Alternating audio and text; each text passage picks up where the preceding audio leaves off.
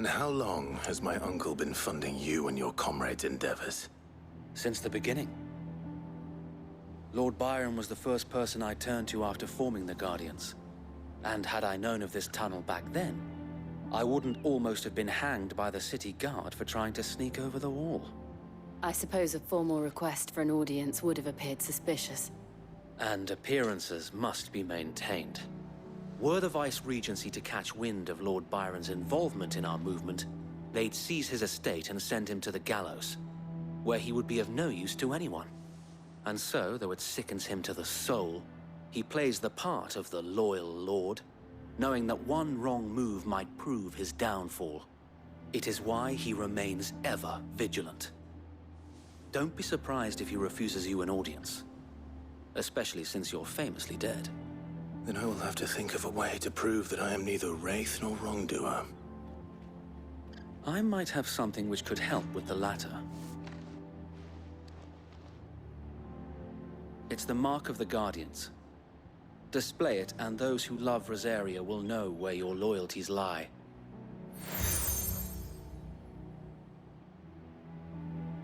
I shall wear it with pride. Be sure that you do. I don't want my men attacking you again. Unless you deserve it. If only Sir Tyler could have been here to see you. Or the Lord Commander. Thank you, Sir Wade. If there is ever anything you need. I know. Go on now, my lord.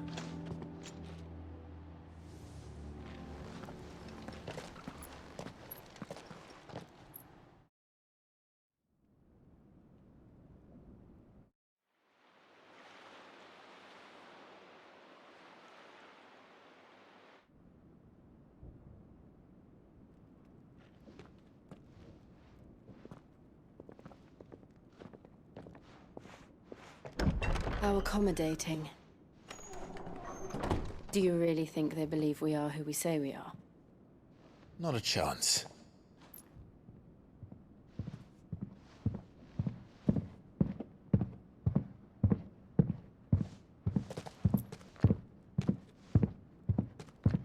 Right, I guess. My uncle believes we're imposters here to rob him. And means to string us up himself.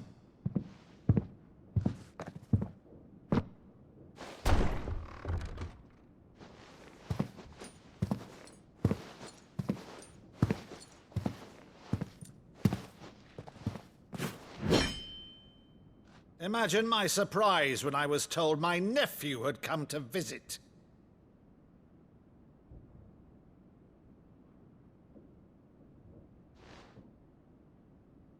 Clive Rosfield died long ago. And for uttering his name here, you shall pay with your tongue!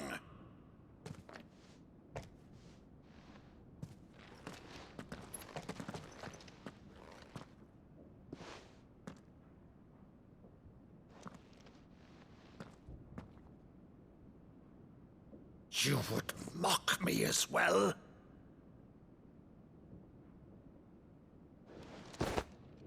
It is I, Sir Crandall of Camelot, loyal servant to Her Serene Holiness, Saint Sybil the Unshod.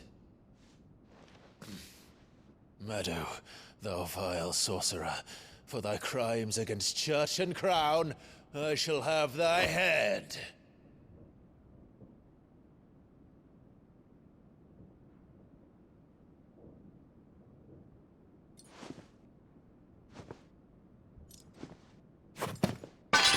Curse thee, infectious flax wench. Even in death, must thou plague me still? Very well. I shall open the gates of hell, that thou might see thy charge once more.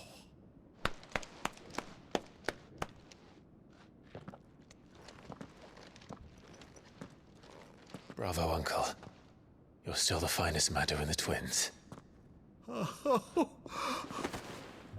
Clive, my dear boy, it's really you.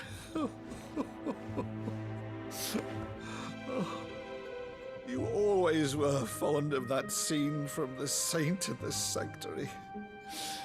Never did let me play Sir Crandall.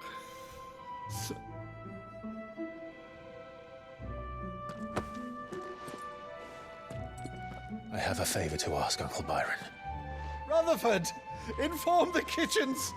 There'll be guests. We dine immediately. But, Uncle... You can't very well regale me with the tale of your miraculous preservation on an empty stomach. Go on, sit.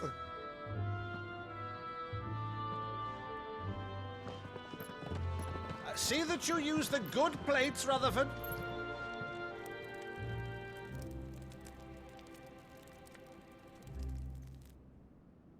So you arrived late to one of her cullings, did you? Since becoming Viceroy, Annabella has been a constant thorn in Rosaria's side, but these atrocities are a new low.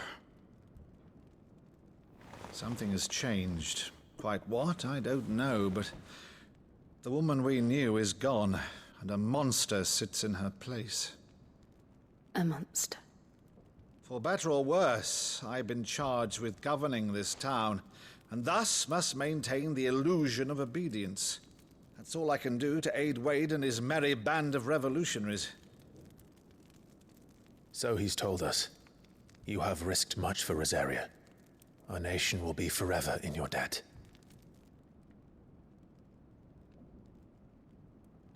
It has been 20 years, Clive. The nation your father and your forefathers fought to defend is no more.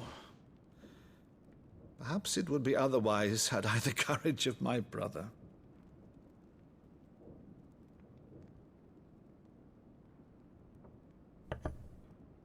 All right, if it's a ship you require, a ship you shall have.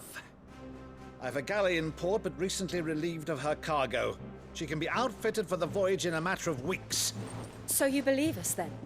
About everything? Believe you? Ha! Only a fool would believe even half of the things you claim. But until tonight, only a fool would have believed my nephew still lived. And besides, I have it on good authority that Clive is telling the truth. Whose authority? On your own, of course. You've always been a terrible liar. Is that true? It's not untrue. I'd say no more about it, eh? It wouldn't do to linger on my nephew's greatest failing.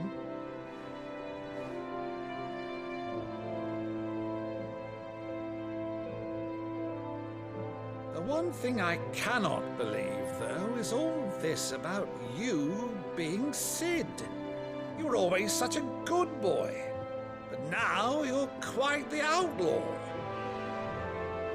Which, if I'm not mistaken, would make me an outlaw's uncle. Right then, who shall we pillage first? Rutherford, fetch me my cutlass.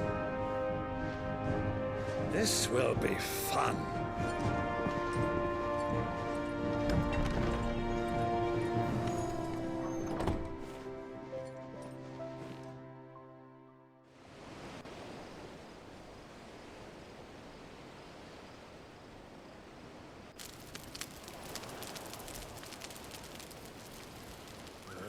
Over there.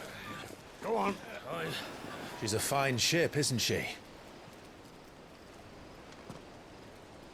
Once outfitted, she'll bear us across the boiling sea to Drustinus in the space of 3 days.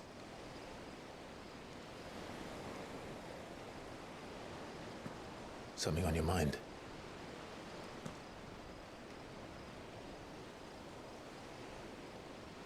Monsters. When I served the Iron Kingdom, I did so because I saw no other choice. Because once they learned that the lash would not move me, they turned it on those who could.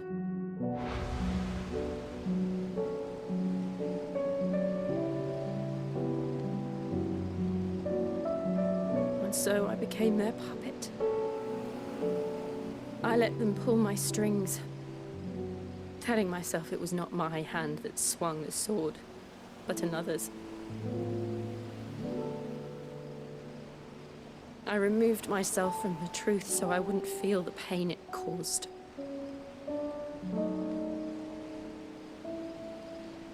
And before I knew it, I no longer felt anything. Anything at all.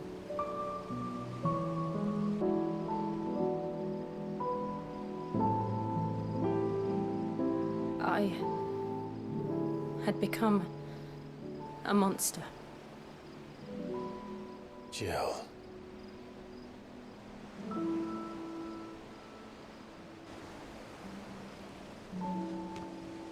I don't want to be a monster, Clive. Do you understand? I want to choose a different path, a better path. To live on my own terms. But before I can do that, I need to come to terms with my past.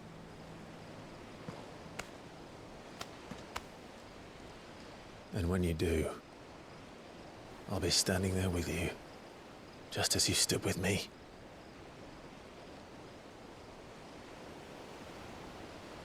Thank you, Clive. I must atone for my sins. Only then, when it's done, will the monster cease to be. Just promise me that you won't die with it.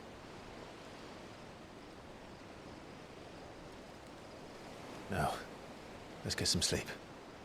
The journey back to Benamir is long, and there is much to tell the others.